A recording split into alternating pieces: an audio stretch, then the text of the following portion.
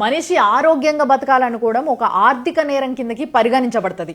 లేకపోతే 100 కోట్లు ఖర్చు పెట్టి హాస్పిటల్ కట్టేటోళ్ళు ఏం కావాలి?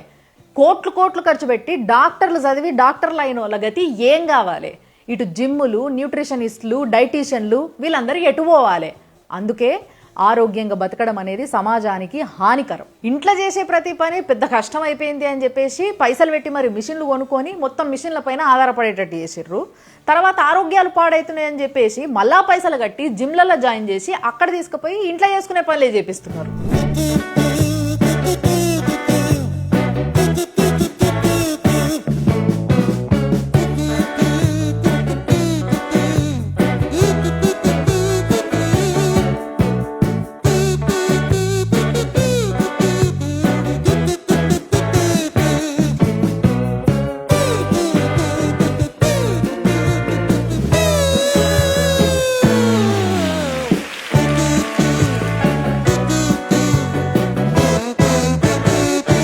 చూసిరు కదా, మనం అనారోగ్యంగా ఉంటేనే అందరూ బతుకుతారు.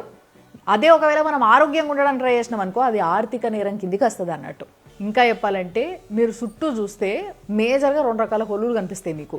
ఒకటేమో మన ఆరోగ్యాన్ని చెడగొట్టేటోళ్ళు అన్నట్టు, అంటే సిగరెట్లు, మందు, జంక్ ఫుడ్ ఇవన్నీ తయారు చేసేటోళ్ళు, అవన్నీ తీసుకొచ్చుకొని షాపులలో పెట్టుకొని అమ్ముకునేటోళ్ళు. వీళ్ళందరూ మన చుట్టూ ఓన్లీ మన ఆరోగ్యాన్ని పాడు చేయడానికే కష్టపడుతుంటారు అన్నట్టు. మళ్ళీ ఈ ఆరోగ్యం పాడైపోయిన తర్వాత దాన్ని రిపేర్ చేసేటందుకు మళ్ళీ ఒక వ్యవస్థ తయారవుతుంటుంది అన్నట్టు పక్కకు. వాళ్ళేమో ఆరోగ్యాన్ని బాగు చేయడానికి ఒక పెద్ద సెటప్ పెట్టుకుంటారు. అంటే ఇటు మన ఆరోగ్యాన్ని చెడగొడుతూ పైసలు తీసుకుంటారు, చెడిపోయిన తర్వాత దాన్ని బాగు చేస్తామని కూడా పైసలు తీసుకుంటారు. మొత్తం మీద సమాజానికి పైసలు వంచే పనిలో మనం ఉంటాం.